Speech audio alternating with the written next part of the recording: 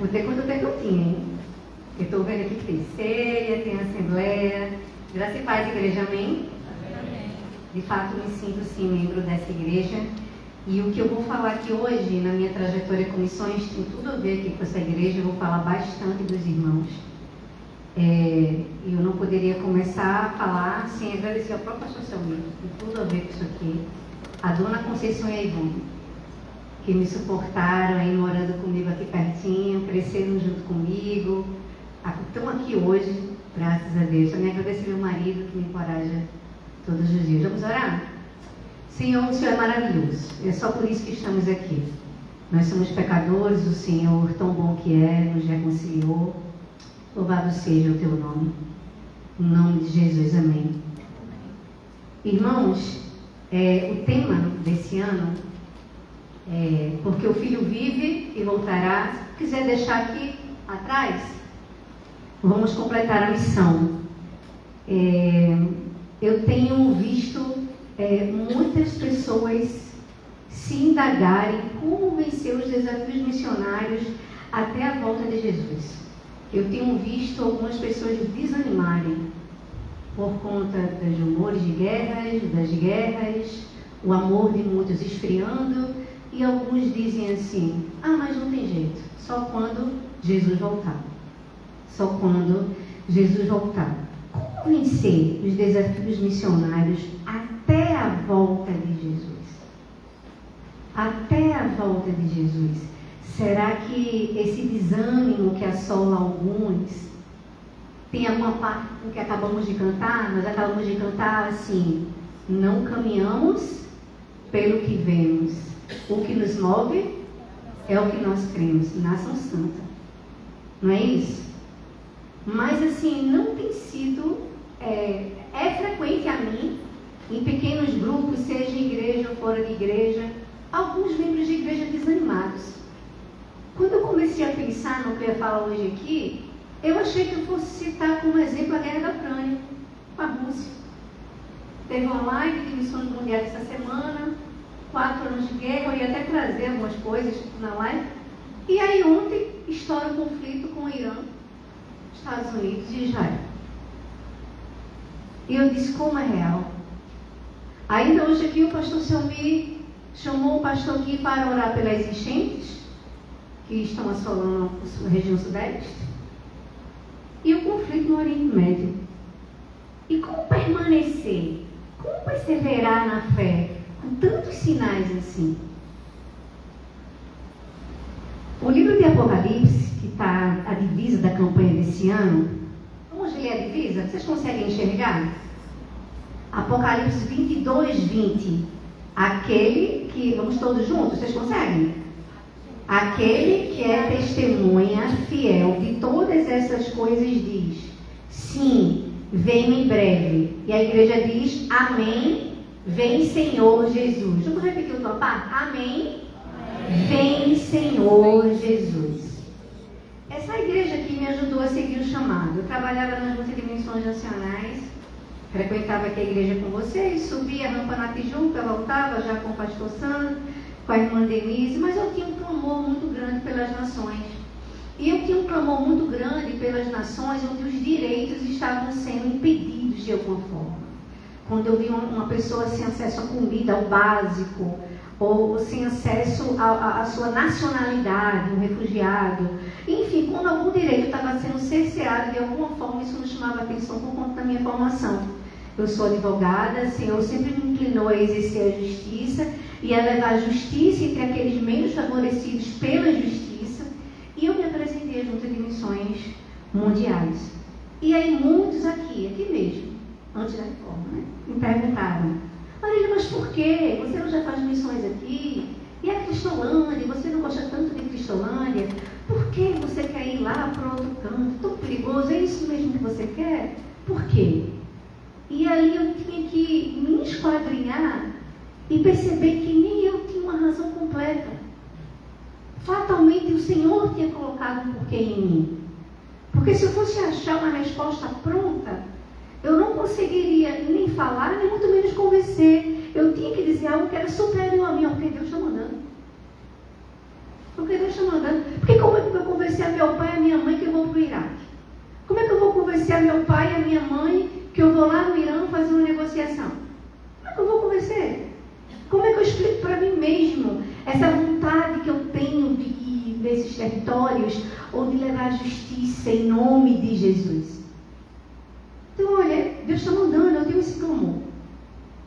Outra pergunta que eu respondi por aqui. Marília, você gosta de aventura, né? Você só pode gostar muito de aventura, minha irmã. Você está indo fazer um negócio desse e você gosta de aventura. Eu olhei assim e pensei, gente, mas quem me conhece sabe que meu joelho é ruim. Eu não posso nem correr. Se uma bomba estoura, se um peito me tira, eu não posso nem correr. Como assim, aventureira? Eu não posso nem subir um rapel. Que aventureira é essa? Eu não sou aventureira. Eu não sou aventureira. Aquilo que nos move realmente é o que nós queremos, amém? Amém. Que não seja nenhum ímpeto, uma emoção pura, no máximo um culto durante uma música. E aquilo que nos move tem que ser o que nós queremos. E aquilo que eu cria e que eu ainda creio, graças ao Senhor Jesus, me movia, sem nenhum espírito e nenhuma condição física de ser aventureira. Uma outra palavra que eu ouvi aqui, e eu lembrei disso várias vezes durante todos esses anos, minha irmã, eu sou desconfiada de tudo quanto é imigrante. Se eu ver um muçulmano, um descendente de muçulmano, um árabe, eu acho logo que vai fazer isso, que é perigoso, e aquilo outro, e como é que você quer ir se debruçar sobre esses povos? E naquela... tem algum árabe aqui? Pode levantar a mão, sinalizar. Algum descendente de árabe aqui? Tá. Naquela época a gente tinha um rapaz aqui. E eu fiquei pensando nele. Ele, inclusive, foi meu vizinho durante um mês. Eu disse, quer dizer que tem medo dele lá dentro.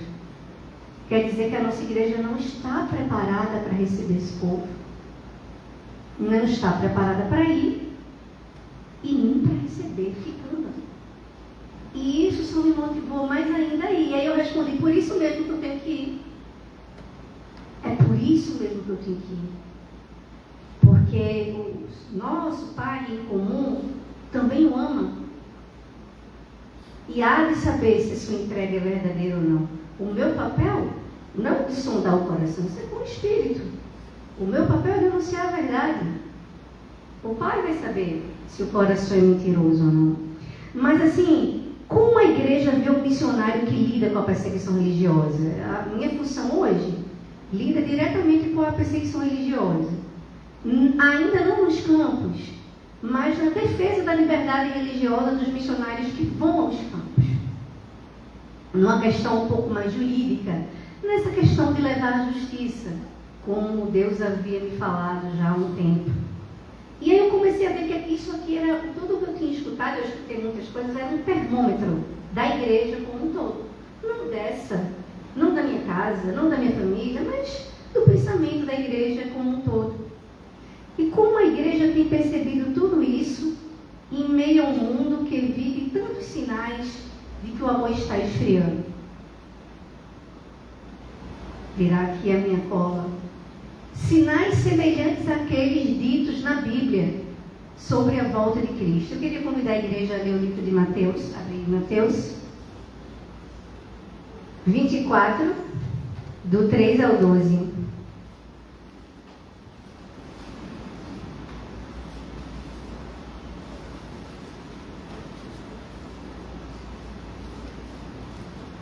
O título aí é o sinal do fim dos tempos. E vamos começar a ler do 3 ao 12, que diz assim: Tendo Jesus se assentado no Monte das Oliveiras, os discípulos dirigiram-se a ele em particular e disseram: Dize-nos quando acontecerão essas coisas, e qual será o sinal da tua vinda e do fim dos tempos? Jesus respondeu: Cuidado, que ninguém os engane, pois muitos virão em meu nome dizendo: Eu sou Cristo, enganarão a muitos. Vocês ouvirão falar de guerras e rumores de guerras, mas não tenham medo. É necessário que tais coisas aconteçam, mas ainda não é o fim. Nação se levantará contra nação, o reino contra reino, haverá fomes e terremotos em vários lugares. Tudo isso será o início das dores. Então eles os entregarão para serem perseguidos e condenados à morte. E vocês serão odiados por todas as nações por minha causa. Naquele tempo, muitos ficarão escandalizados, trairão e odiarão uns aos outros. E numerosos falsos profetas surgirão e enganarão a muitos. Devido ao aumento da maldade, o amor de muitos esfriará. O amor de muitos esfriará a igreja, mas não o de todos. O amor de muitos esfriará, mas não da EBNM, amém?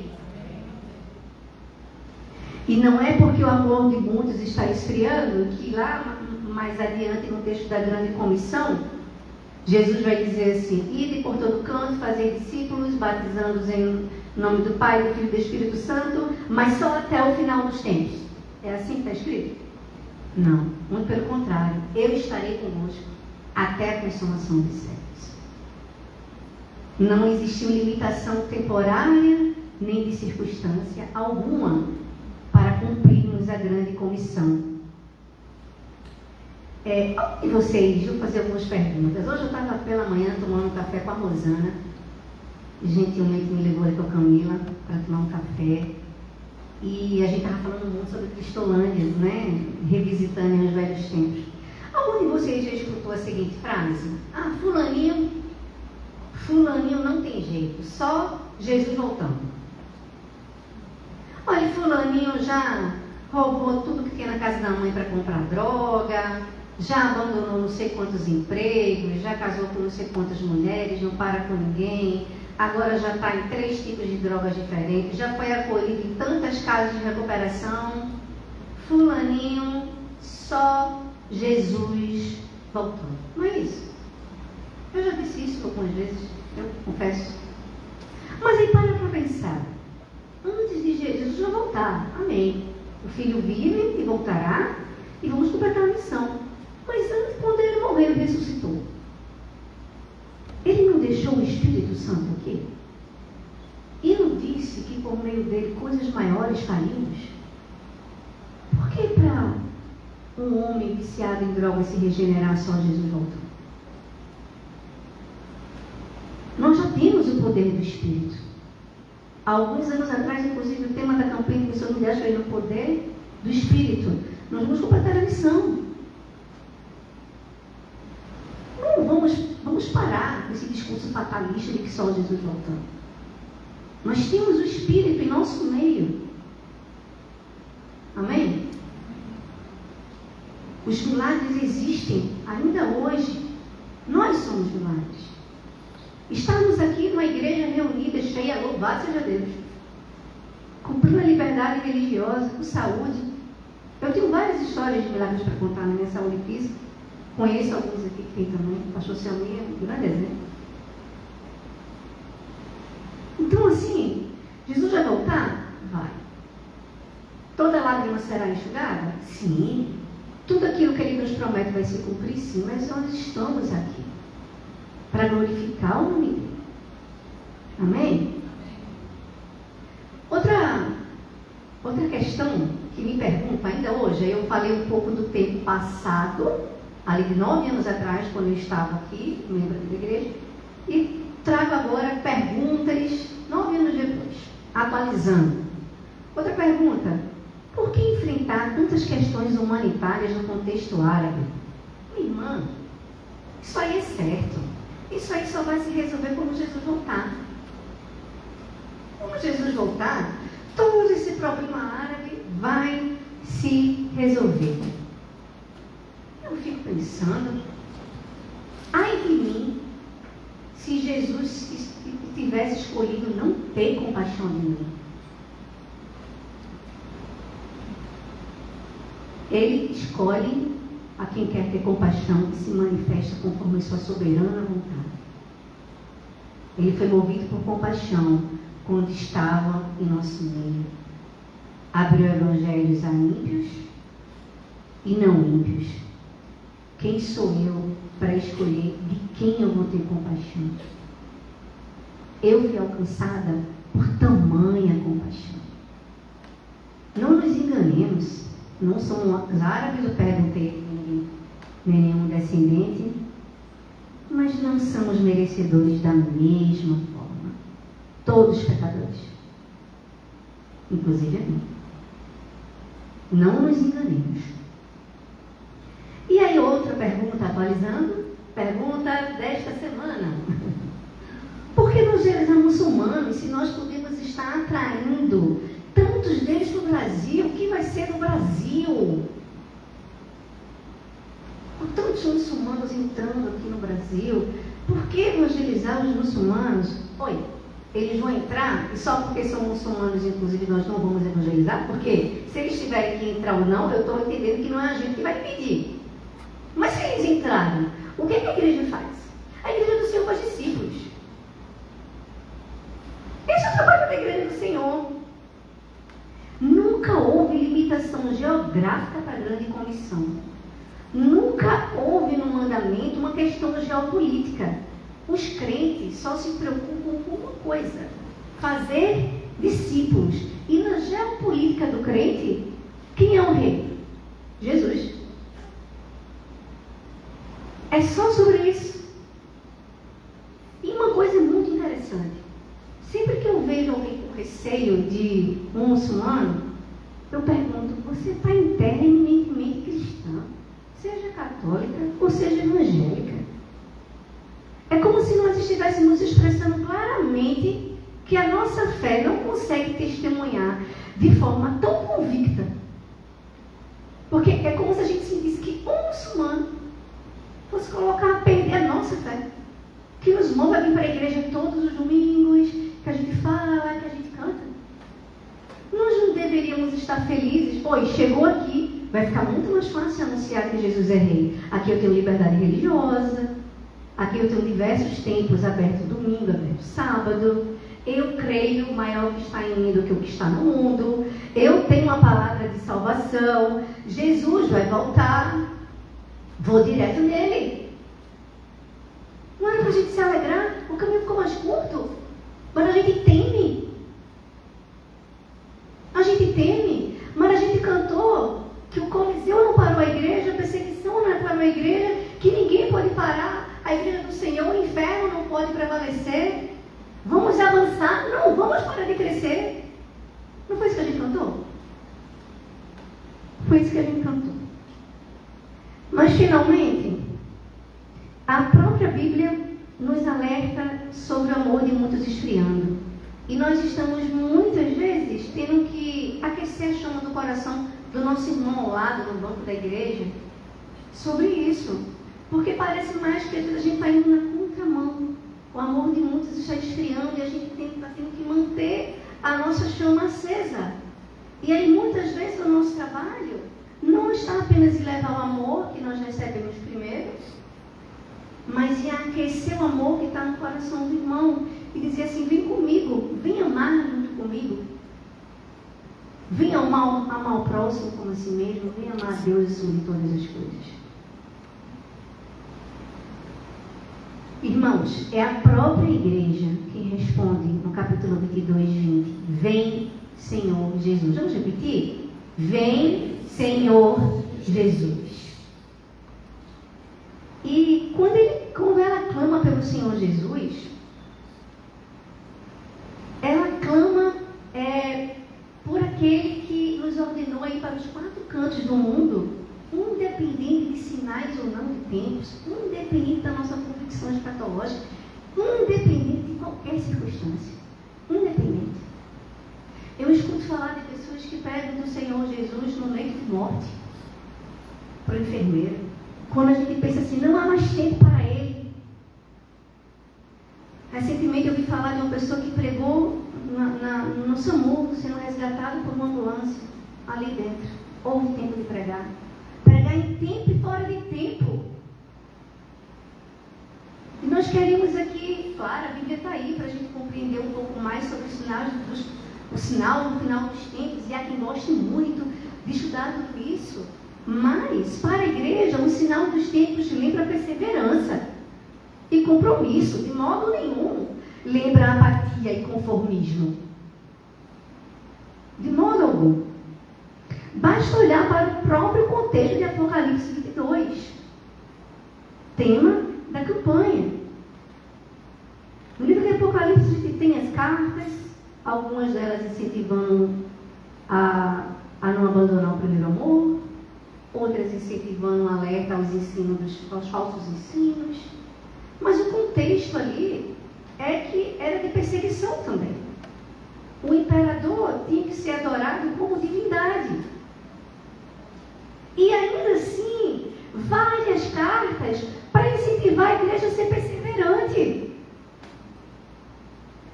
O contexto ali era de perseguição também. E ainda assim a igreja era alertada: perseverem. Perseverem. Nós não podemos, se naquela época a igreja era chamada a persistir diante da opressão, não é agora, frente aos acontecimentos deste tempo, que nós vamos desestimular. E a igreja diz: sim, vem, Senhor Jesus. Vamos lá? Sim, vem, Senhor Jesus. Porque o Filho vive e voltará. Nós vamos completar a missão. Eu tenho uma rápida história para ilustrar tudo isso, que eu vou contar aos irmãos. Uma história verdadeira. Uma criança de aproximadamente 6 anos esteve em uma escola dominical há alguns anos atrás. E lá ela aprendeu que Jesus morreu. E todos estavam alegres. Só que ela tinha escutado que Jesus morreu. E aí ela escutou também que ele tinha subido aos céus, ressuscitado. E todo mundo estava mais alegre ainda. Ela escutou que o lado do seu corpo tinha sido atingido por um instrumento. E as professoras da EBD continuavam alegres contando aquela história. E ela não entendia por quê. Como estava todo mundo feliz, ela ficou envergonhada, né? De ficar triste ou de perguntar por quê. Voltou para casa, abriu a sua Bíblia de criança, pegou o desenho que ela tinha pintado e uma cruz ela tinha pintado. E ela pensou: é verdade, ele morreu, meu amiguinho morreu, nada mais de pãezinho, peixinho, tudo, os milagres todos. E agora como vai ser? O que é que essa garota faz? Chora, chora, chora e chora e sai do quarto aos prantos, chorando, gritando por seu pai, pela sua mãe. Seu pai e sua mãe vêm e perguntam: o que está acontecendo? Ela diz: Jesus. E aí pergunta: mas o que tem Jesus? E ela diz, gritando: morreu. E aí a mãe diz: não, mas não é assim, ele vai voltar. Ela limpa os olhos de lágrima e pergunta: voltar? Ninguém me falou, né, bebê, que ele ia voltar. Não teve essa parte. Não, ele vai voltar. Não, me mostre na Bíblia. E qual foi o texto lido? Um dos 2 versículos lidos? Mateus 20, 22. O tema dessa campanha, Mateus 20, 22, que eu vou ler novamente agora. Apocalipse 22, 20. Aquele que dá testemunho dessas coisas diz: sim, venho em breve. Amém, vem Senhor Jesus. E aí a mãe fez questão de ver as palavras dele mesmo, dizendo: venho em breve. E aí ela responde: mas como assim? Por que não me ensinaram isso na EBD? Ah, minha filha, é porque é muito complicado, é passo a passo, essa questão da volta de Jesus não é muito falado nas igrejas. Mas como não é muito falado? Isso muda tudo. Isso muda tudo. Agora eu vou ter que voltar no próximo domingo e contar todo mundo da EBD que Jesus vai voltar. Ah, minha filha, mas talvez eles nem vão voltar no próximo domingo. Ah, mas eu vou contar no colégio também durante a semana. Ah, mas pode ser que seus amigos do colégio não saibam nem que ele veio. Quem dera que ele ressuscitou e voltará. Mas como não sabe que ele veio? E eles fazem o que no domingo? Domingo não é dia de ir para a igreja? Ninguém contou para eles na igreja? Minha filha, nem todo mundo vai domingo para a igreja. Mas como não vai? Mas você faz o que domingo? Que não é ir para a igreja? Porque os pais deles também pode não ter conhecimento que Jesus veio e voltará. Ela fecha a Bíblia e diz: está tudo errado. Vou ter que contar para todo mundo que ele vive, que ele veio e que ele voltará. E aí ela faz um compromisso com Deus. Ela entende o Evangelho da Salvação como um todo. Ela aceita Jesus como seu Senhor e Salvador, que vai voltar. E ela se compromete, quando viver, a falar que ele voltará. Inclusive a não contar um plano de salvação para uma criança, sem dizer que ele voltará. E essa garotinha fui eu. Essa é a história da minha conversão. E essa é a história de como eu aceitei o chamado missionário aos 6 anos. Esse versículo da campanha não podia ser melhor para mim. Sim, venho em breve. Amém. Vem, Senhor Jesus. Porque o Filho vive e voltará. Nós vamos completar a missão. Amém?